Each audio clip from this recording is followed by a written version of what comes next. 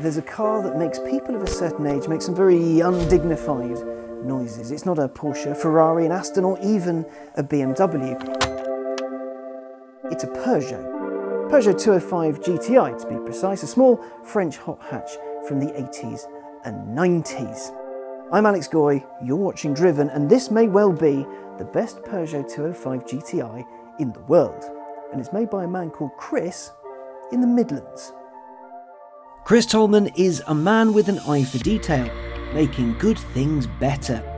His company, Tolman Engineering, has had a hand in all sorts of things: motorsport, Restomod, updates, gentle restorations, and, well, pretty much everything over the years. But his take on the Peugeot 205 GTI struck a chord with a fair few people, and that's not a huge surprise.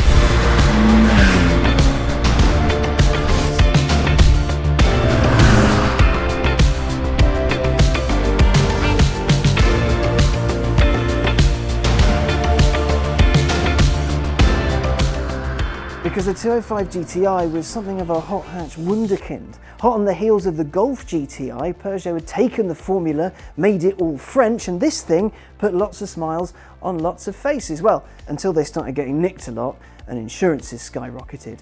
Then people looked sad. The 205 GTI is one of those cars, the sort you either had when they were new, or if you couldn't quite get your hands on one, it joined your mental list as a one-day car. Thing is, they've been out of production for a long time, and there are a lot of people who have them on the list, which means finding one can be tough, and it might not be what you'd hope for. This is where Tolman Engineering comes in. The Tolman take on the 205 GTI is apparently the most perfect 205 GTI that ever did exist. So says Tolman, but it would say that. Anyway, this 1.6 is packing 134 horsepower and 102 pound-foot.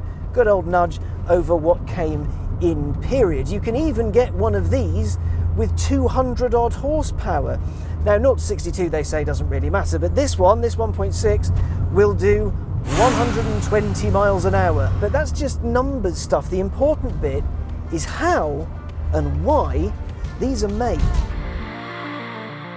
I'm Chris Tolman. I founded and run Tolman Motorsport from 2007. Up until that point, I've been working in professional motorsport for quite a few years with both ProDrive and latterly Mitsubishi on their World Rally team, ultimately where I always dreamed of working since I was about 5 years old. When my dad took me on the RAC rally and showed me rally cars and mechanics with water running in their collar and coming out their trouser legs, I said, that's for me, I want to go rallying. My father worked for a Peugeot Talbot dealer when I was very young, so I remember the 205 being launched, and they had this amazing car turn up, which I didn't quite understand at the time, called a 205 T16. The T16 was the most successful Group B car of all time, and of course in 86 went to the RAC and saw Kankkunen pounding around badminton and got all excited. The 205 GTI, it was the new version of the Ford Mark I, Mark II Escort. It was the go-to rally car. It was all a long way in front of the contemporaries at the time, which is why it's lasted so long.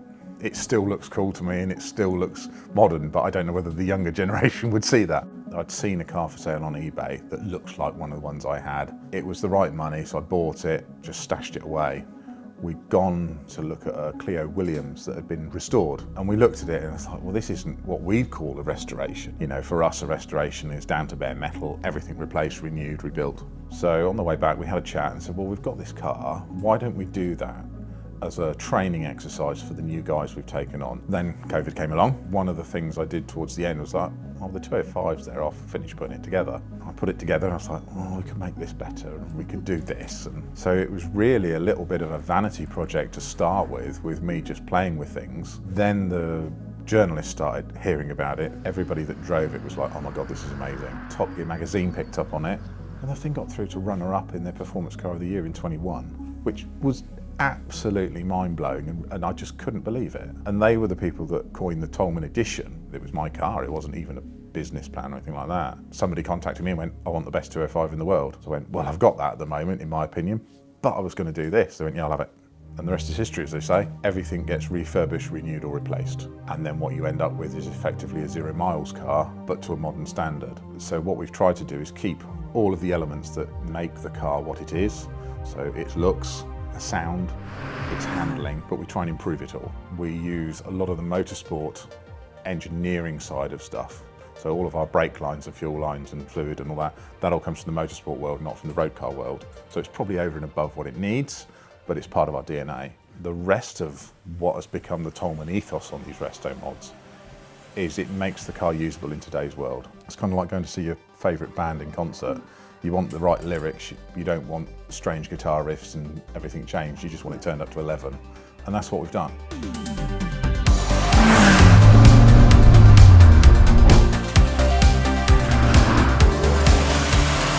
People wanted their 205s, but they didn't want a decades-old French car and all the reliability fun that went with it. They also didn't want a Restomod that came with wings and spoilers and pointy bits and stuff that went whiz. No, they wanted a 205 GTI that felt pure, but was gently updated for today. For the layman, that means it looks like a very well-kept old car, but the Tolman badge on the rear flank and the fact it sounds really rather fruity betrays it.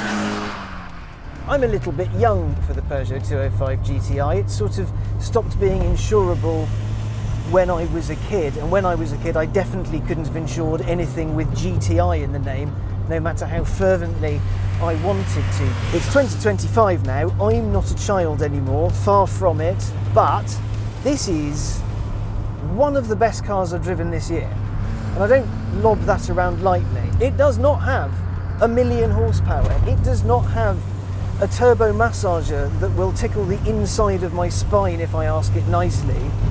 It's really, really simple. There's loads of light in here, which means I can see, and because I can see, everything starts going by very, very quickly. It also helps that I'm very low to the ground. Now, the 134 horsepower doesn't sound like a lot, but this thing weighs barely more than 800 kilos, which means there's not much to move. So when you do give it a tickle, it makes lots of noise and it feels very quick, but then you look down and you're not really bothering the speed limit at all, because it isn't all that fast. They haven't done the 0 to 62 on it, because why bother?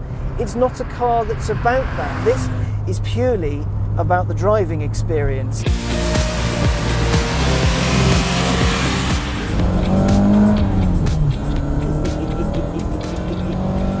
I am a child, and I'm having all the fun, and I'm not breaking the speed limit.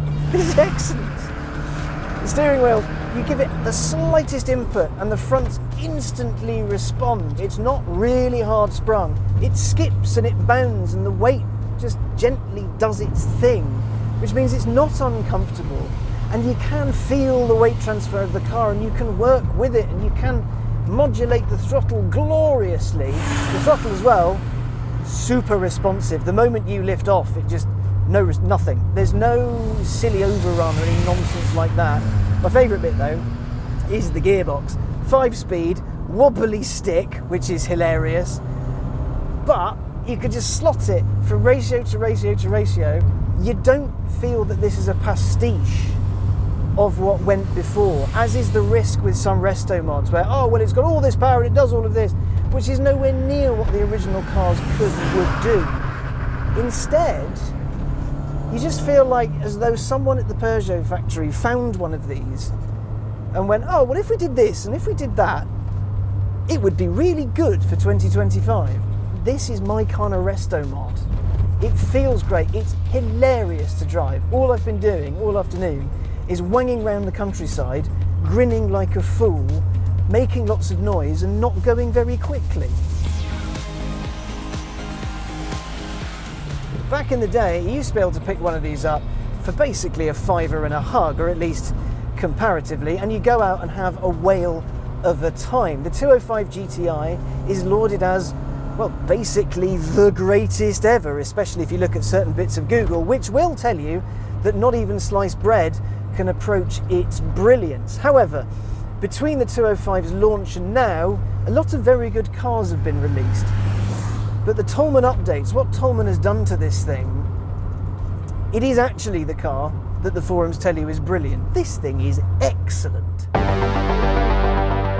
Is it time to tell you the bad bit? I think it's time for the bad bit. It's a hand-built Restomod aimed at people who really, really want one, and that sadly doesn't come cheap.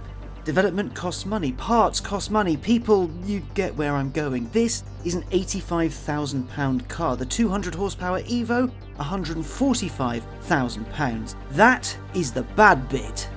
The Tolman take on the 205 GTI is a truly special thing. It's been made for the enthusiastic few, not necessarily the big power-hungry masses. It's a tweaked, fettled, idealised version of a much-loved classic. If you've always dreamt of one of these, this will be your perfect car. If not, move along.